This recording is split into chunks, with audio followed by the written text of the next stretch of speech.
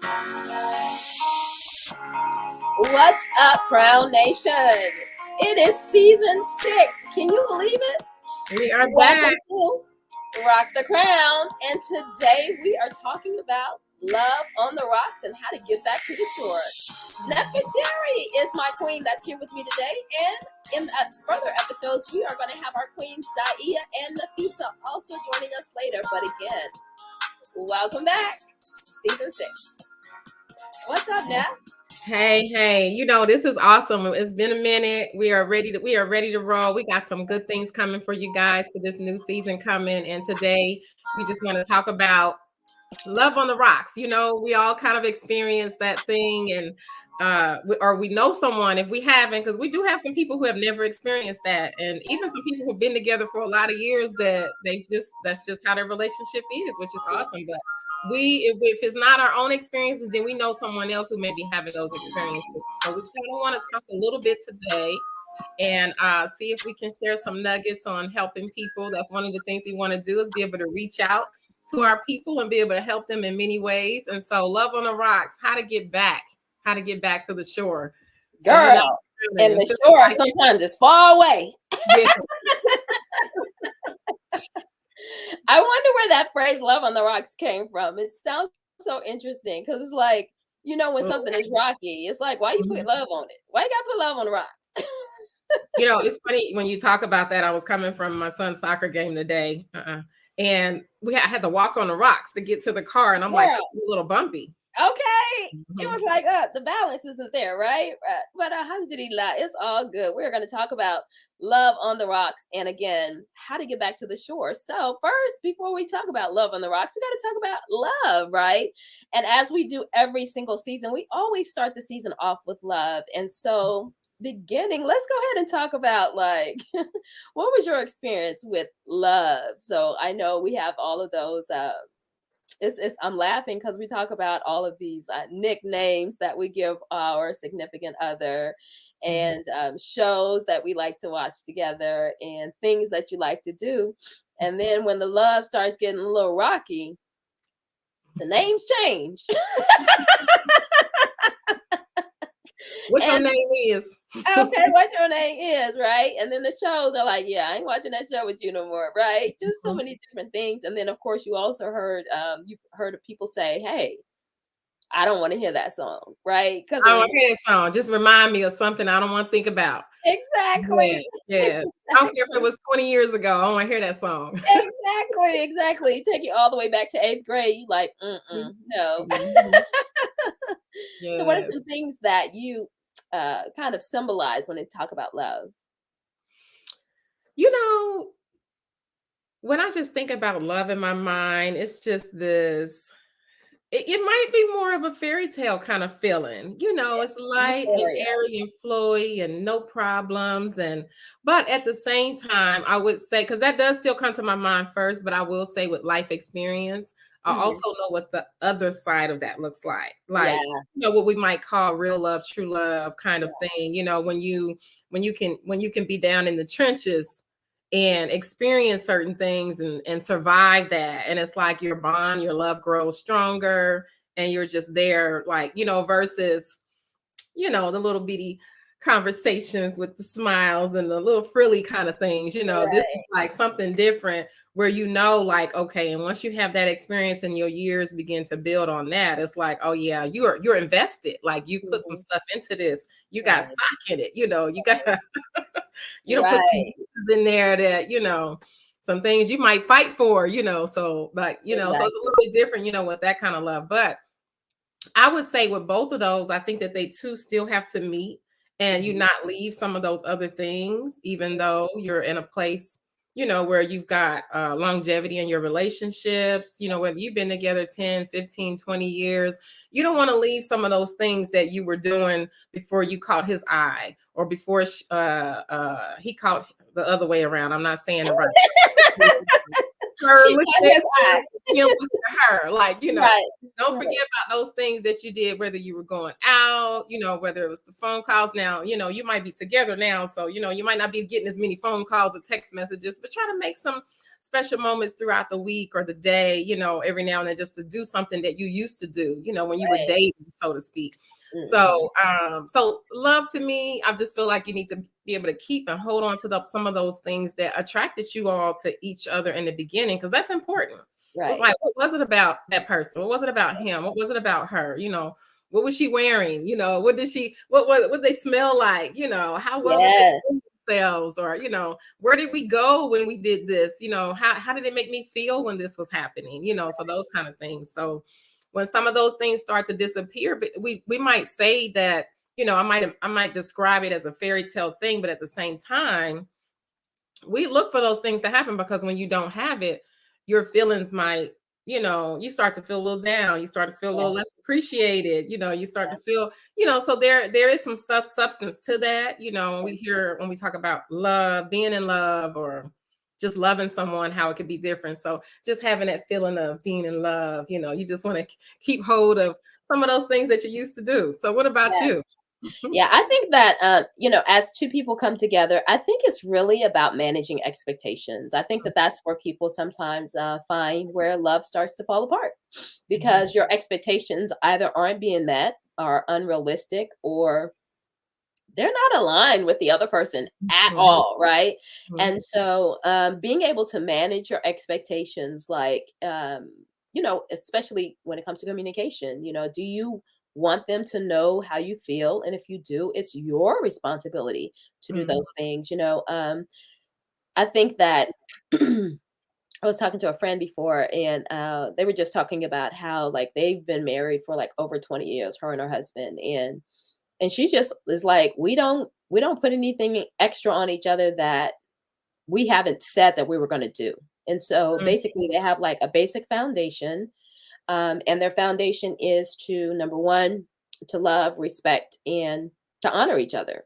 And I mhm, think that the respect that they have, between the two of them is really, really, really high. mhm. Meaning that nobody's calling each other out of each other's names. No one is, even when they disagree, they're not cussing at each other. They're not, you know, occasionally they'll raise their voices, but even in doing that, making sure that they're not doing it in front of the children. So it's kind of Mhm. like, again, love, respect, and honor. And they said once they laid that foundation, they know that anything and any problems that they have, they can always get back to the foundation.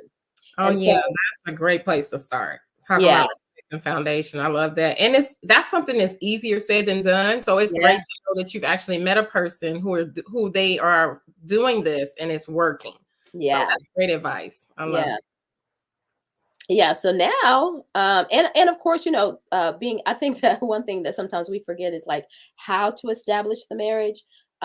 We know that, of course, being in love is one thing, but how do you establish the marriage? And Mhm, then, um, from that establishment, I think again, that's where people find the breakdown, because they haven't established those principles in the relationship, the morals in the relationship. They haven't established the non-negotiables in the relationship. You're kind of like, oh, if so and so and so and so did this, that's a non-negotiable. But yeah, once you're in love and you're in a relationship, sometimes those non-negotiables change. mhm, mhm. And sometimes it's not out of naivety that it changes. It's just out of sometimes respect and mercy. And so, how you see something previously as an individual when you're single, it totally looks different and takes on a different form after you are married. So it's so interesting to always hear single people talk about what they would and wouldn't do. But child, please, you ain't in love then, right? You don't even know till you get there. But one of the Exactly. things that kind of came to my mind as you were talking, that really I feel like I should have mentioned first, when you really kind of asked me about love, but then I started thinking about just foundation as you were speaking about the person that you know. And when you keep Allah first and foremost, and both of you individuals are doing that, that really kind of sets the foundation for a lot of things, and that makes it easier for you to do with that you described, when Yeah, you can just try to stay conscious of God, even in your, we have it, there's hadith to talk about when you're angry, what to do. Like, right, first is zip it. If that don't right, that don't work, go sit down somewhere. right, That don't work, lay down. Like, right. Have uh, you ever been mad, tried to be mad laying down? it's impossible, because people who are mad are like, they gotta Doing get some up, they crazy gotta stuff. walk around. Try to be mad laying down. That's hard. Right, right. Uh-huh. So, but just keeping alive first and foremost really helps, and be and just praying together, Yeah. and communicating, which kind of going, we're going to kind of talk about communication a little bit later, as we kind of get into some of the reasons that, marriages begin to break down. Yeah. And again, the marriages begin to break down because of the number one thing, communication gap, right? There's a lack of communication. Mhm. And someone asked me the other day, they were basically saying, oh, I gotta go, it's my son's birthday. I was like, oh, okay, how old is he? He was like, oh, he's 3. And I was like, oh yeah, well, it's my anniversary and I've been married for 13 years. And he's like, oh, Mhm. okay, well, what is some advice that you would give? And I was like, yeah, communication is number one. I was like, always make sure that even though you have said something to the individual, make sure that they kind of repeat back what they've heard and Mm. how they perceive that what you've said. Because again, you can say something to someone and remembering they're taking it in based on their own experiences, their own life, their own understanding, how they feel. So you could say something like, baby, you the best, and or you could say, baby, that wasn't that good, or whatever it is, right? Mhm. But how did they perceive it after you Mhm. said that specific thing Mhm. to them? And then them echoing back what you said, Mhm. it really tells a lot about number one, how they received what you said, and if they received it the way that you intended to Right, broadcast it out to them. So, right. to me, communication is Mhm. utmost. Yeah. Yeah, and so the other part of communication, it's funny that advice you just gave, I often get advice from the wise one, which is my mother. Yes. Yes. One of the wise one, I would say here, Right. of course, Allah's is first and foremost. But Right. one of the things is that's really important with couples is like being understood with Yeah. each other. Mhm. So in your communication, you want to make sure, and I think that's a great thing. And that was one of the things that she was pointing out is to repeat. Sometimes you have to repeat what Yes. the person is saying to make sure, for one, that they actually heard you right, and then Right. ask them how they perceive, like you said, how they Right. perceive the information that you got. Um, 'Cause and I'm then sorry. I'm laughing. I'm sorry. Because I was thinking of a time when I was talking to my husband and he was repeating back, but honey, it was some extra words and some oh, extra. I was like, that's that's not what almost I like said. that game. I can't remember the name of the game, but when you're in a group and you start with one Yeah, person, and then when you get down to the last person, it's like way different than what was said. way different. But it's just So two of you you in this connect with two conversation. people, right? Yeah. So ultimately, you want to make sure that you still having that respect for one another, Yeah, even if you have a difference of opinion, but respect yeah, that person's opinion and what they're saying and how yeah, they're communicating on how, because you may look at it and see it as being something small and minute, and whereas that person, this is really having an effect on them, and they see it as being yeah, big, and they want to be heard. They want to know that you're yeah, listening, that you yeah. care about what they're talking about. Mhm. So these things are important, and so just And having that's where respect for one mercy comes in too, like, being merciful to the other person, like, just because it's sensitive for them and another. not for you doesn't mean that you negate what they're saying or even how they perceive what you said, so that's important, the mercy, we forget about the mercy in the marriage, and I Mhm. think that also leads to a breakdown in communication, Mhm. and whenever whenever you see a breakdown in communication, then of course it leads to the no-nos that we don't want to talk about, infidelity, right? Mhm. And I know I was once telling one of my girlfriends, she was just like, I don't see how people can cheat on the other people and blah, blah, blah. And I was like, well, remember that people are human beings first. Mhm. And what you need must be met. What you want can be compromised. So what you'll find is that when people are having infidelity issues, their needs are not being met. And Listen. it's not the Mhm. physical need all the time. Sometimes it's an emotional need that they may not even be cognizant of. And so Mhm. really being able to address what the issue is as opposed to what the act is Mhm. two totally different things. And I think that's really, really important in terms of like when the breakdown of infidelity happens. Okay, it could be that, Susie She thought she liked light-skinned people, but she really doesn't, and she keeps marrying light-skinned people, but she really wants brown-skinned people, and Oh so my goodness. I'm just saying, what ends up I happening love it. I love the analogy. it's like, so now she keeps falling into the trap of, like, the darker the berry, the sweeter the juice, because she thought she wanted to marry this person, but she's really not being true to who she is in terms of like her Mhm. choices. And even though she might be with someone that she loves, it's not necessarily her preference. And so again, thinking about infidelity, what is the root cause of it, not the infidelity itself? So that's something to think about as well. Lack of care and affection. This Mm, is like really, really a big thing, Um, as relationships go on, like we said earlier, things begin to fade. mhm. And it's like you might not be doing some of the same things that you used to do. So you have to kind of like try to keep those things up. So you got to keep up being sweet, being Right. warm, being kind, being caring, what you say and how you say it, just the things that you do. So all of those things are important. So I don't care who you are, men, male, female, Right. you want to feel special. You want to feel Right. loved, Mhm. especially on a date, it might be a little hard. And then it may be, you might be interchanging out.꯫ Some days it might be him, he's needing it more. Some days it might be her. Right. And so, but just remembering that's really important. Yeah. And And that's also, the thing that can help a marriage fall apart. right. So imagine the opposite of that is going to help the glue stick a little bit better, Yeah. Yeah. And also thinking of like care and affection is not just physical, but Mhm. also thinking of it in other components and other ways that sometimes people don't think about. Maybe like food, right? Mhm. Some people they have to be fed, especially Mhm. when it comes to men. They love to eat their wife's food. And so that is really for some of them affection. That's where the saying, the way to a man's heart is through his stomach, right? And so even though a woman may be like, I don't have time, right? Mhm. May not realize that that is a form of affection for him or a form of care for him. Or thinking about uh, games, right? Or like if your husband likes to watch football games, it's because maybe he has a memory of when he and his father grew up together or something, and that ties him to wanting to watch sports all the time. Not just, oh, I just love sports. It may be an emotional connection that he's feeling as though he's living his father is around.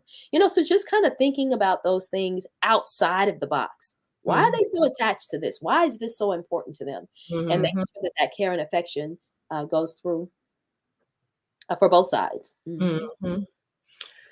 So one of the other things is a crisis. We talk about being able to support each other. Yeah. Sometimes, kind of goes back. My crisis might not be a crisis to you, or his crisis might be not be a crisis to her. Um, but you have to support each other through that. That's one of the other things that can break down the marriage. And so just being able to support each other through whatever. Sometimes it may be something happened on the job, or if you're an entrepreneur, you've got a business, something's happening with that, things are just falling apart. Money need to be got from somewhere and all of these different stresses, or it could be that, you've lost a loved one, and not knowing how to handle that, and, needing that support from your mate, in that process, because sometimes maybe they might not be so understanding, and you're going through things and feelings and emotions, and you just don't quite have it together. And or it could go back to different things, that some things that may happen that can trigger something that is something from your past. And Right. so being able to get through that process, and maybe you guys might be able to go together to get counseling, or whatever it is. It could be something smaller than that, but just being able to support each other and just take notice and be able to identify sometimes some of those things, but working through the crisis. Yeah. And then I think sometimes people take it for granted that just because they are sympathetic, that they're being a supportive partner. And Mhm. really learning how to become a supportive partner for your partner, not supportive how you think, how supportive in a way that they think, which means that you have to check in, which goes back to what? Communicating. Is this what you need from me at this time? What do you need from me? And then they have to communicate. No, I don't. Guess what? I don't need those wings right now, right? And because Taz loves food, right? Mhm. I don't need those wings right now. Or hey, I don't need that Sprite right now. Some shrimp. Right, I want some shrimp, right, exactly, right? Or, if something is, for me, it may be, oh, okay, sometimes support is silence. Mhm. Some people are silent type people. They need silence, right? And Mm. so understanding the support that your spouse needs, not what you think they Biggest need. And blessing. again, not being controlling, but what they need. And again, needs must be met. Very Mhm, important. mhm. And then, of course, one of the last things we're going to talk about in terms of what breaks marriages down is different priorities, honey. Different Mm. priorities. Guess what? What's a priority for you is making sure that you get those that popcorn every Sunday, right? Or a priority for you might be Oh, that's a good reason for me to go ahead and grab some. I actually have some popcorn right now. I Oh, love this it. I morning, love it. I love it. my son brought me some popcorn in, and I was like, "No, no, don't come in. Yes, But since you yes. mentioned, I'm gonna go ahead and take a bite." Okay, I love that. But making sure that you understand what the priorities are. Sometimes I think that when people also get married or they get together, it's like they forget sometimes to talk about the priorities and they Mhm. don't become priorities until they become problems, right? And Yeah. so making sure that you have kind of like talked about, hey, are we going to have kids? If we have kids, how are we going to spend time with ourselves together? How are we going to Mm. spend time with the kids?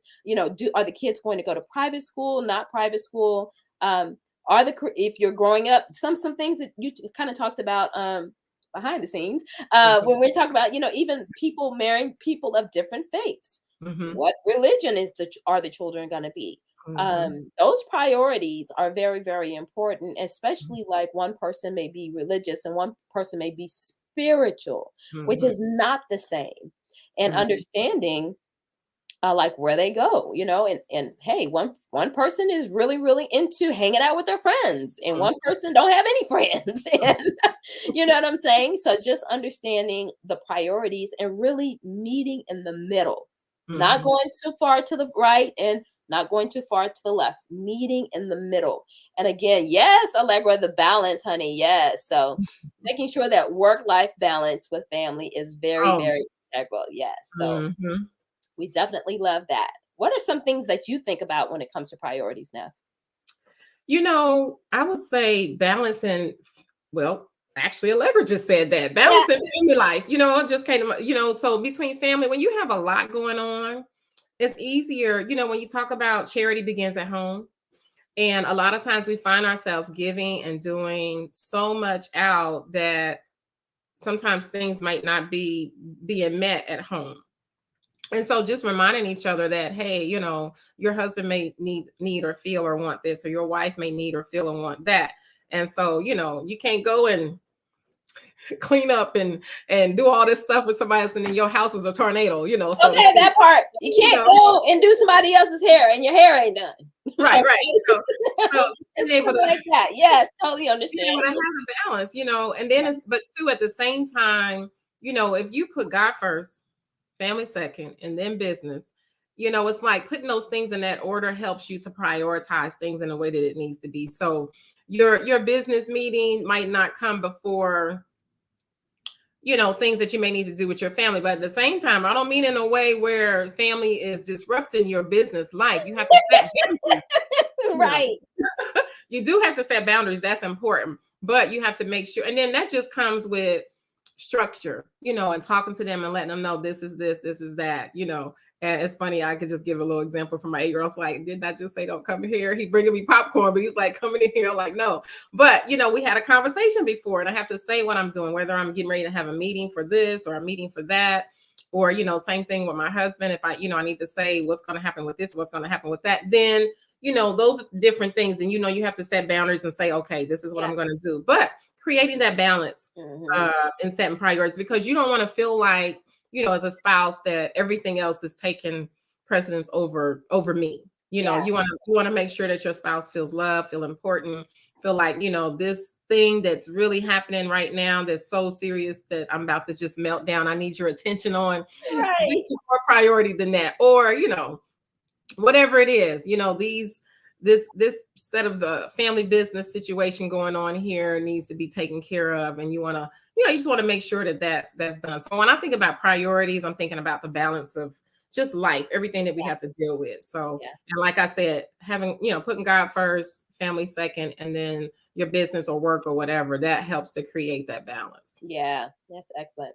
And so now what we want to do is we want to go into 15 ways to save your broken marriage. And this is important because, of course, we kind of piggyback this off of Imam Suleiman, who's doing a family growth class at the Atlanta Masjid here in Atlanta.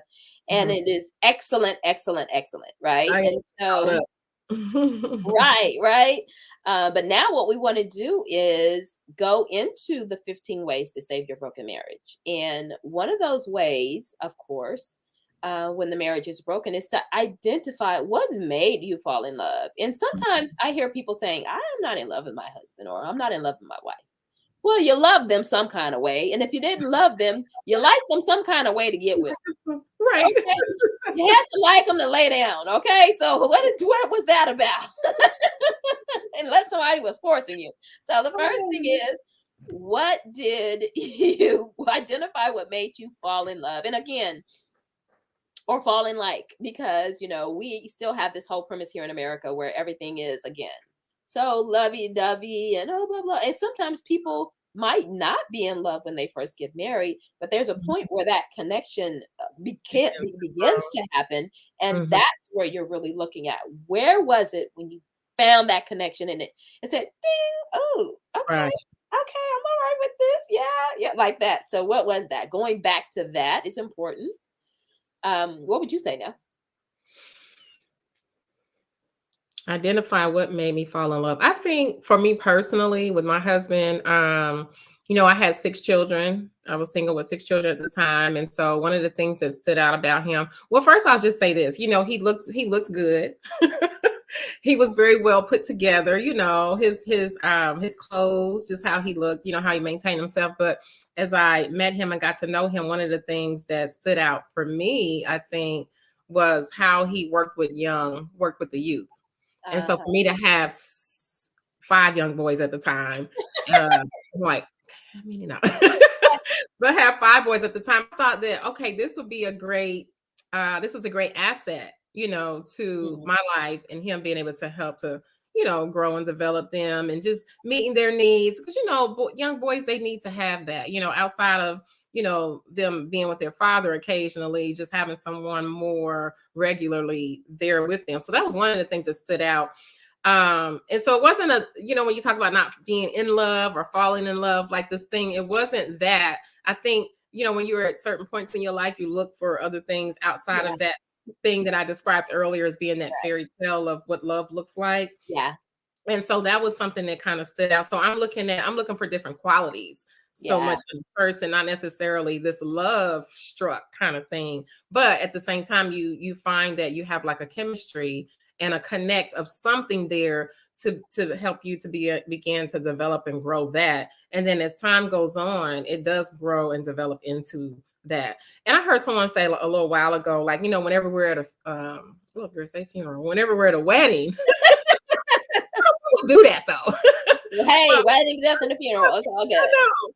know. But whenever you're at a wedding, you don't really hear the imams talk about love so much when you're talking about the man and a woman uniting. And so that's pretty interesting. That's like a show in itself. Right.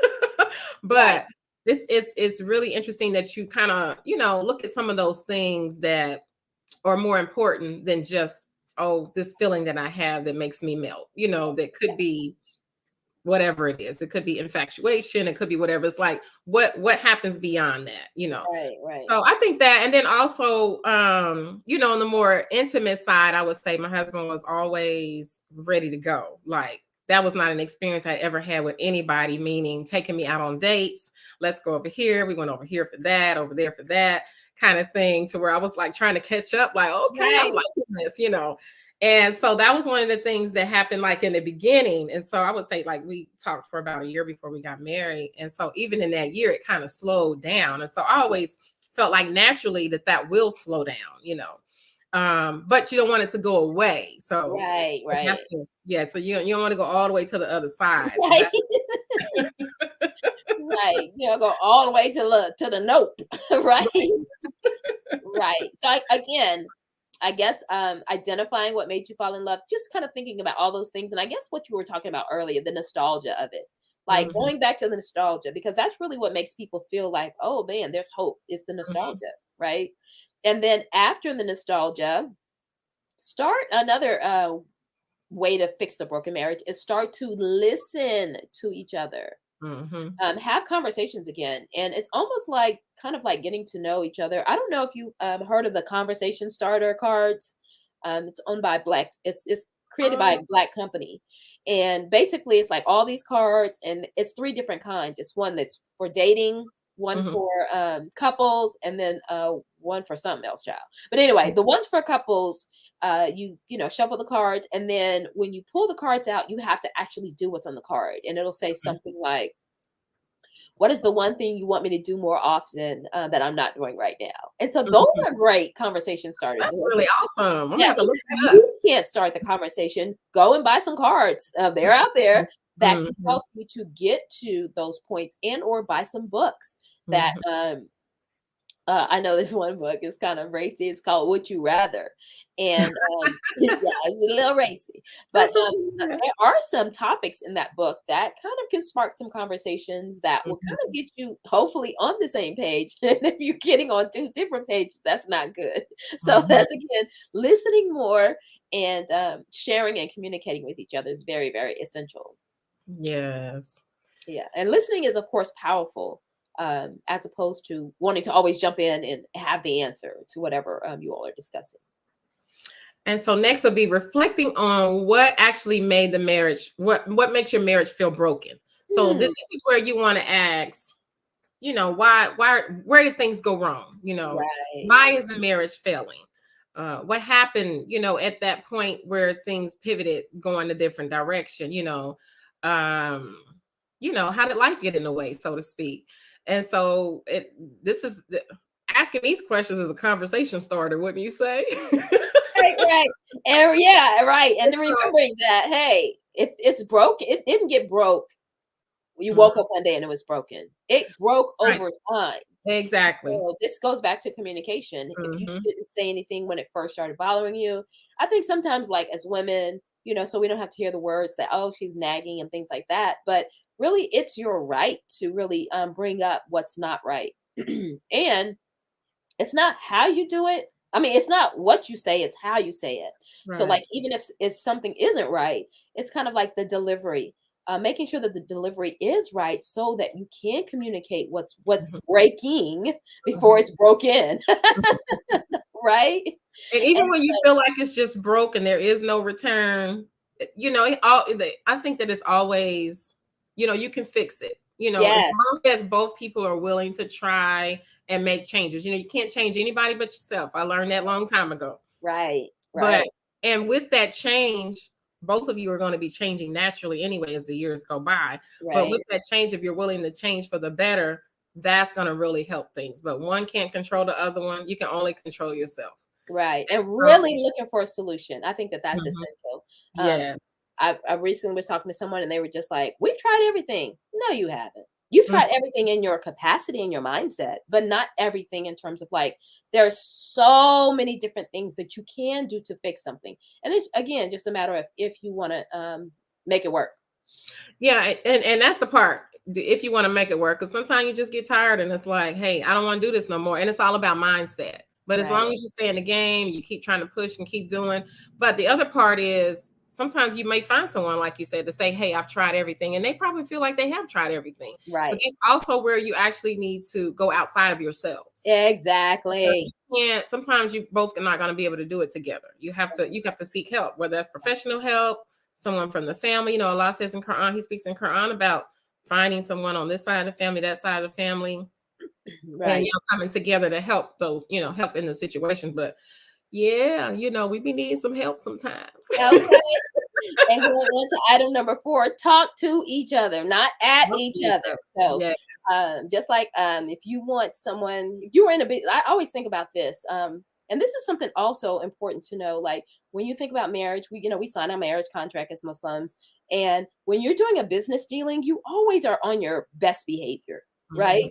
And so just thinking about when you're talking to your business partner, you're always like, oh, everything's gonna be said right and right and prim and Mhm. proper and nothing's gonna be said wrong. And so just thinking about, are you talking to them, which is a Mhm. business transaction, or are you talking at them? And at them is sometimes the all of this, right? In the, in the you know what it is. Mhm. Right? Mhm. The stuff that we makes us feel uncomfortable. So Mhm. remembering that when you're talking to your spouse or your significant other, that you always want to make sure that they feel safe with your words and you feel safe with their words. That's Mhm. very important. And safety is about trust, right? And so just thinking about those things, okay, okay, yeah, that's okay. And it's okay if you disagree, but talk to each other and not at each other. Yes, yes. Which is, that could be a challenge, but it's like one of those things that I know it's like, once you get, it's like when you just live with each other and you're around each other, I'm just talking about married couples in general. And a lot Yeah, of times when I'm period. talking, that's what I'm saying, not necessarily about my own self, but Right. um but just it is like, your patience level. It's like, Mhm. that's number one, I think. You just gotta Yeah, be patient because sometimes it's not even just what you're saying or how you're saying it. It's just the fact that they're hearing your voice. yeah, And it's like, oh, it's an automatic turn off. Like, oh, I don't even want to hear that person right now. Like, yeah, and you can say something in the sweetest, whatever it is, and then it's still. And then I think sometimes when you get to that point, you're needing someone else in the picture, yeah, to be able to help to get you there. But patience, like you said, patience is number one. Patience yeah, and talking to each other and not at each other. right. And then number 5, don't let distractions get in the way of your relationship. Mm-hmm. And what people I think often forget that kids can be a distraction. Oh Your yeah. careers can be a distraction. Your friends can be a distraction. Your cell phone can be a distraction. TV can be a distraction. And so, um, thinking about all of these different things, like you know, I often try to make sure that my phone is always down when I'm at home, right? I'm not texting and looking at Facebook and all that stuff when I'm at home because that's a time for me really to be myself, right? If someone wants to have a conversation and want to be able to talk to them and these different things, if I'm not on the computer, Mhm. but how often are people on their phones? You're at home, but you're on your phone. Y'all in the same room, but you're on your phone. It's like those are distractions that, number one, take away from time. So then when people have these arguments about, you don't spend enough time with me. Well, Mhm. we're in the same room, but you're in the phone. So if you all just put the phone away, you all would spend some time together. Just thinking about that. And then the children, like children come into your life. You don't go into the children's lives. And so I Mhm. think again, this goes back to properly making sure that you set your life up, that Mhm. when the children come into play, you still have some time that you have set aside for each other, and that you don't let like, oh, the children's schedule is your schedule. No, Mhm. no, no, no, no, no, no, no, no. No, my schedule is my schedule, and if I have some time, I will add some of the children's items into my schedule. And that's not being selfish. That's just being real. I'm an adult. I don't accommodate into, oh, my whole life is about my children only. No, because then when your child leaves, you're stuck with what? Loneliness. Loneliness. The house Emptiness. the house is empty. Both of y'all there and don't know what to do with each other. Don't know what to But do. let me tell You're you, not doing I was anything. I was talking to a young mom this Mhm, today at the soccer field, and she has a 2-year-old. mhm. And so we were talking about 2-year-olds and how they just run the house. So even though you say, your children have come into your life, you didn't come into theirs, at a certain level, it's like they're just in control of things for a minute, even though you're like wanting to teach or show them a certain thing. But you do have to even as babies, when your babies come home from the hospital, that they're hungry and want to be changed or sleepy. It's like you have to stop what you're doing. So they're used to that. And so then you have to kind of turn that around as they get a little bit older. But Right. one of the things I think, outside of your family life and working with the couples is remembering to date. Like you have to still, date each other. And so going out to a restaurant or a picnic or, it might be a cooking class or something, just anything, but just doing some things together so that there'll be less distractions, when you have that me time, that us time together, Um, you know, you might even be doing work together out in the community, but you're going together to do that, you know. So I think some of those things will kind of help with that, you know, and kind of like you said with the phones, you know. I was at an event yesterday evening and the girl just came through with a bowl. She said, all the cell phones in here. I know that's right. I love it. Yes. Everybody was in the room. And there's so many people that was on their phones. It's like, hey, what are you doing? You're at an event. Have fun with each other. Right. I love that. Yeah. Get rid of those distractions. Okay. Yeah. Then after you get rid of those distractions, number 6, find a way to connect again. Like, okay, what can we do to connect? Hey, Netflix and chill is the best thing when you're married. Okay. So Netflix and chill is a good, awesome thing. And just kind of like carving time out, whether it's again, painting, reading, yoga, massage, so many things. What can we connect on? And that means either you have to have something in common, or you might not necessarily like that thing, but you're going to do it because you know your spouse likes it. Yeah, so you're like, you know, I'm going to go ahead and explore and do this thing. Even though I don't like it so much, I know that he enjoys it. I know that she enjoys it. So I'm going to take the time to do that so that she feels good or he feels good, kind of thing, you know. Right. And that's acts of service in love language. If people don't know what that is, that's acts of service. And you really have to kind of figure out, I know some people are like, I ain't doing that, right? Really figure out what you will do. Don't think about what you won't do. Think about the things that you will do. So don't think about like the only thing that you won't do, because that's what people do, right? I know he is. Right. Think about the things that, hey, what can I do to make sure that we find a way to connect? And that's very, very important. So, and then just committing to each other, you know, fixing whatever that was broken. Like we said earlier, like, you know, as long as you have in your mind that we want to salvage this, we want to fix this, then you can commit to do that. So putting everything else to the side and just recommitting and saying, no matter what, we're going to fix this. We're going to do this, right? Right. Commit to each other like you commit to that phone when you wake up in the morning. As soon as you wake up, you're touching that phone. Commit to each other like that, okay? If every time you see that phone, you wake up and you want to talk to that phone, no, talk to your spouse. Every time before you go to bed, you lay down that phone and you know, talk to your spouse. Like, make a connection in the beginning and end with your spouse, your significant other, instead of that cell phone. So some of the ways to be able to do that too is creating a commitment statement. Like actually make a statement to say, you know, almost kind of like, you know, like when you do vows with each other, you know, you might have, and maybe this might be something you do once a month, once a quarter, and you stick with that, whatever, you know, or the way that you greet each other on a daily basis, you know, how you greet each other. I know I'm like a little bit of stickler, like, you know, when we're going to leave, if you're leaving the house or if you're coming in, that greeting is like, that's something that's very important to me. Like, you're actually meeting me. I think I got that from my dad when I was growing up. Like, you know, wherever he was just like, he loved to have his hugs and his kisses. And, you know, when he come, and if you didn't do that, he's like, what's going on? Like, you know.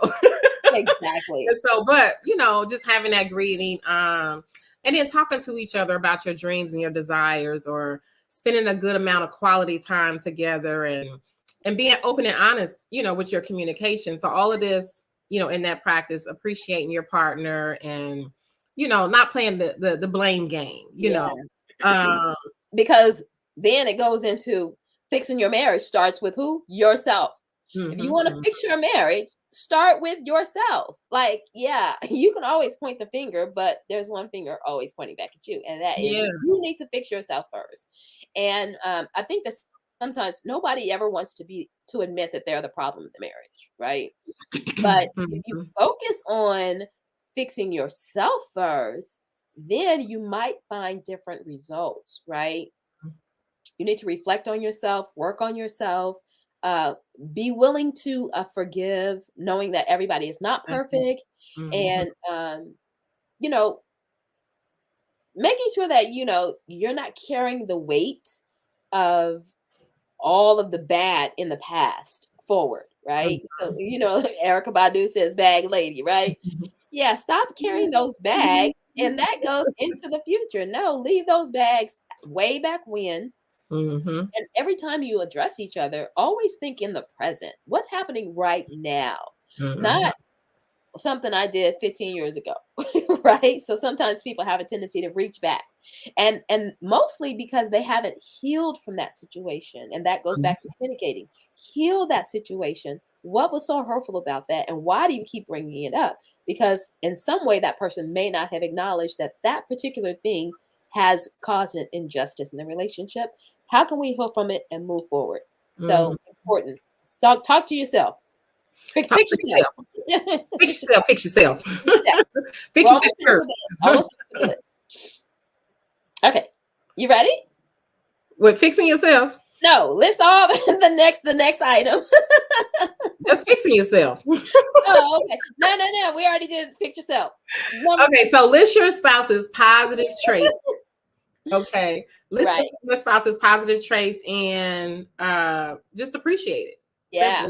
Simply appreciate the positive things. You know, my husband likes to listen to Joel Osteen all the time, and so I know sometimes when I listen to it occasionally, but he listens to it a whole lot. And so one of the things that he talked about one time that kind of got him through, like, you know, when you have, you know, it could be a whole mountain of things that you just don't like, but you just hone in on to that little bitty thing, you know, those 1, 2, or 3 things that are positive things about your spouse to kind of get you through until you can, you know, we're working on all that other stuff, you know, so being able to reflect on the positive traits, because we all have positive traits, no matter how bad a situation is. Everybody's got good things about them, not so good things about them. And so just being able to, you know, be able to focus on that. So, and knowing how to fix things, you know, because we're gonna always be making mistakes. So that's one of the things. And so what you can do, you know, we kind of did this not too long ago too, is writing down like the pros and cons of each other, you know, things that you like, things that you don't like. So it wasn't necessarily that positive or negative about that person, but just pros and cons and things that, you know, that they really shine with, and things that maybe they might, you know, things that might not make you feel so good, some things that they might need to work on.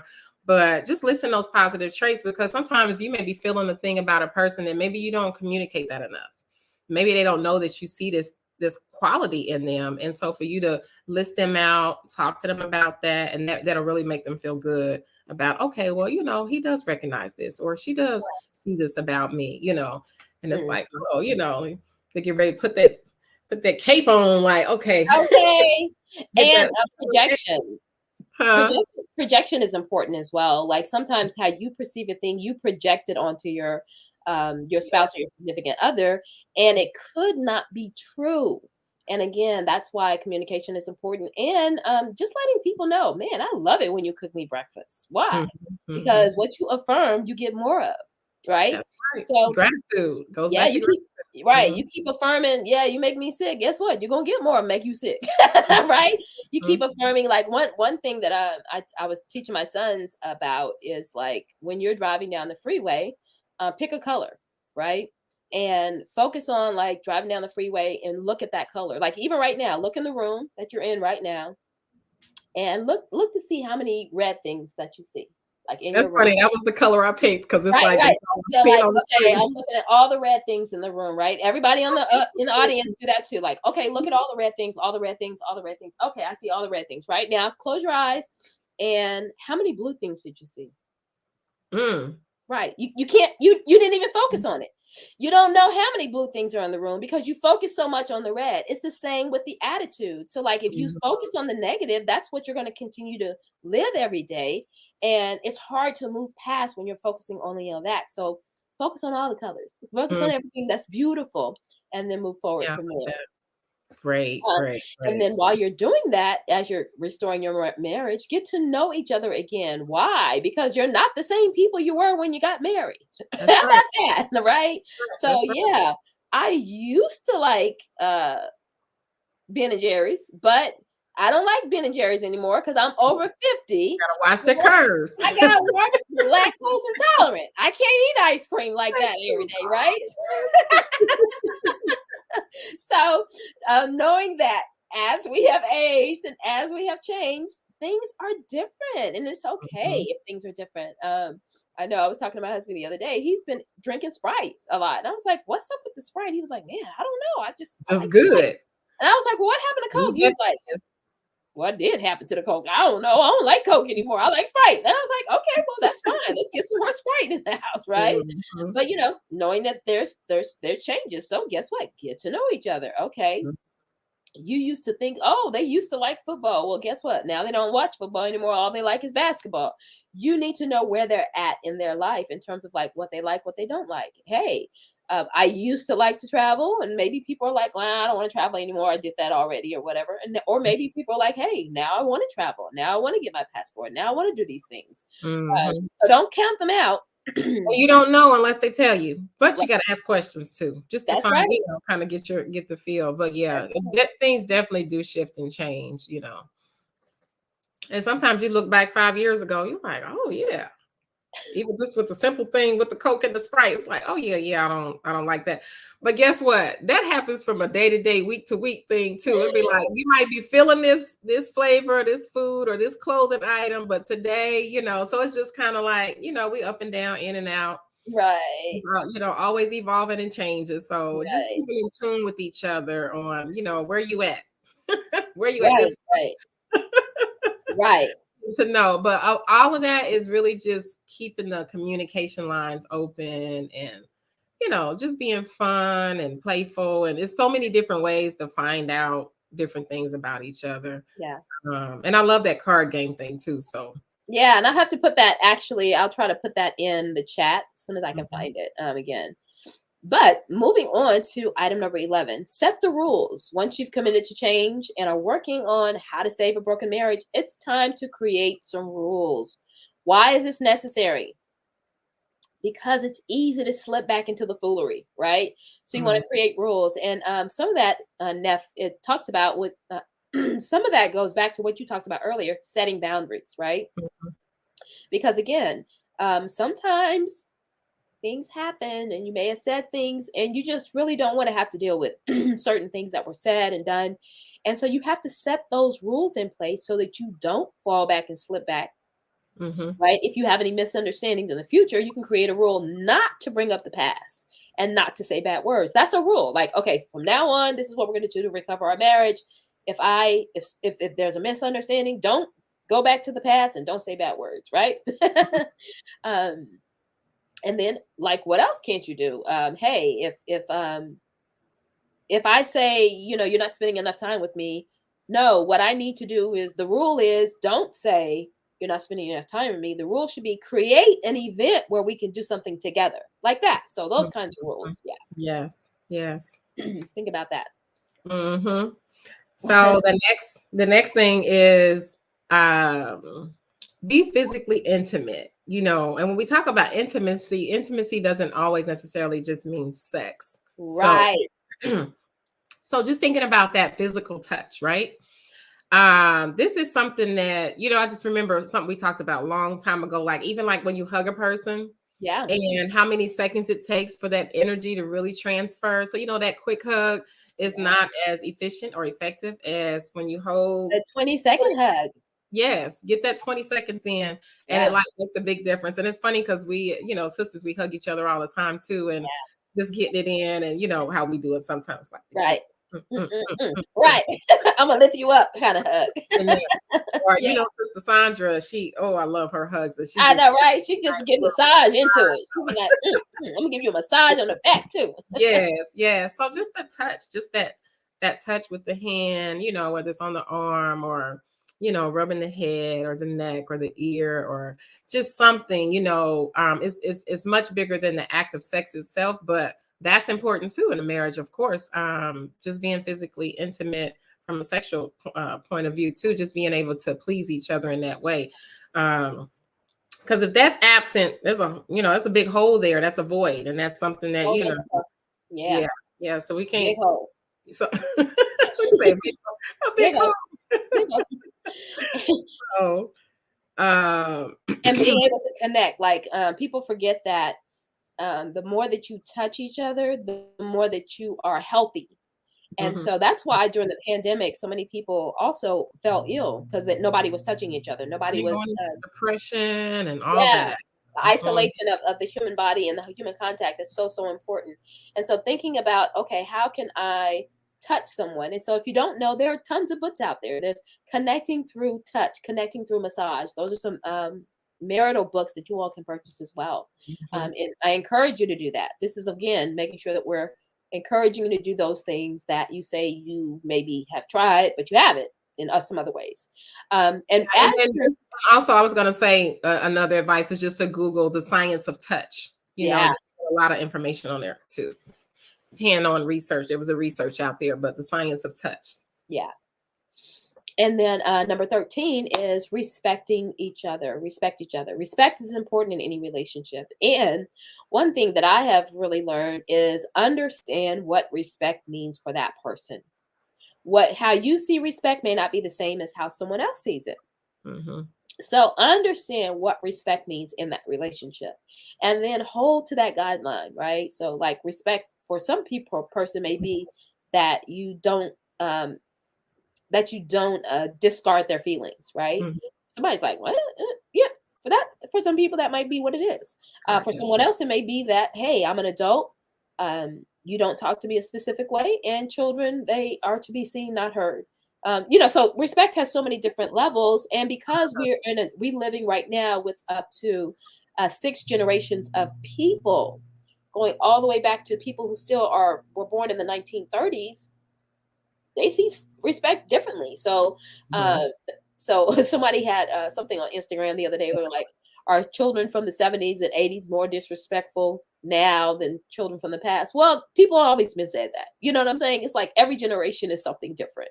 It's like, 70s and 80s more disrespectful than the ones before the 70s and 80s. yes, No, I don't see that. right, right. Look, But I'm remember, thinking about the ones after that. That's the question. well, see, that's what I'm saying. So, like, remember, for us in the 70s and 80s, our parents may have thought we were disrespectful being in the Right. And 70s then and it 80s. just keeps going. And it just keeps going. So I'm just like, it's always going to be a different vantage point, but it's really about understanding what respect, again, means for that other person so that you can always make sure that you're upholding your bargain when it comes to respecting each other.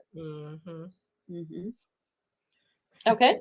So, and I would just say, one of the things out of respect, you always want to be careful on how you choose your words when you're speaking to your spouse. Mm-hmm.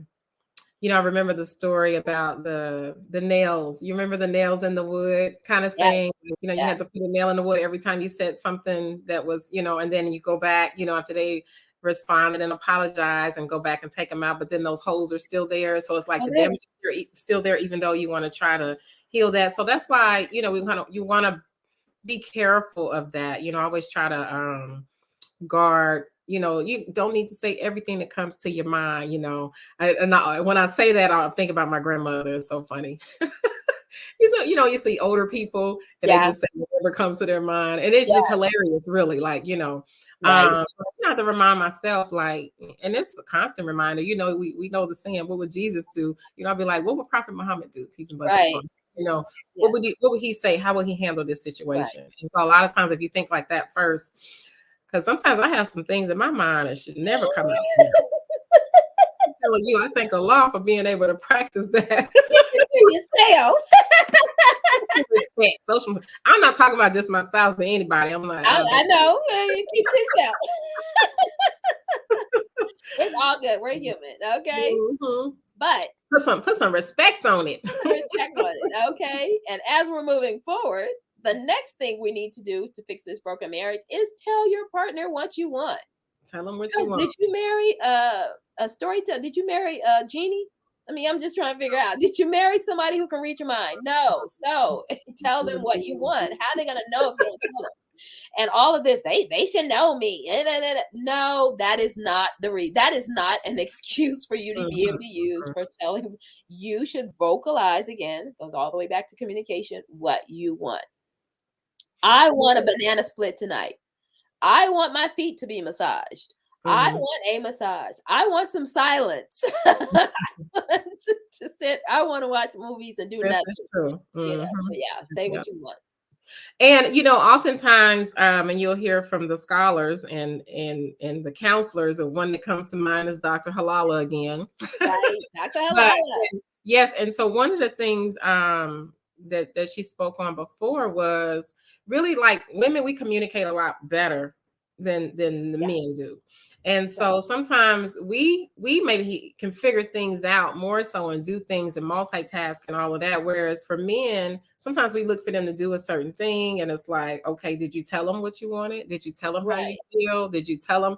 And so really it goes both ways. The women it needs to happen for them as well. Like not just for the men. Like, it's like, Right. okay, sometimes he needs to communicate what is it that he wants, what is it that he Right. needs, how he's feeling, and she needs to do that.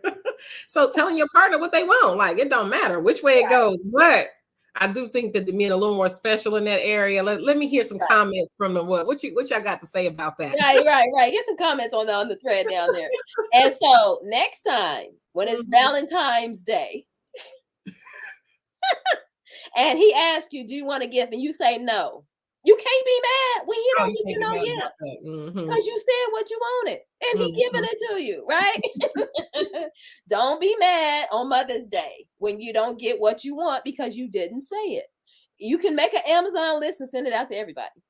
Okay. Mm, It is good okay. idea. Those Good things are idea. okay. And guess what? That doesn't mean that you're pompous, haughty, any of those things. It just Mm-hmm. means that you are being true to yourself. And hey, I want to manage my expectations by telling you all what I want.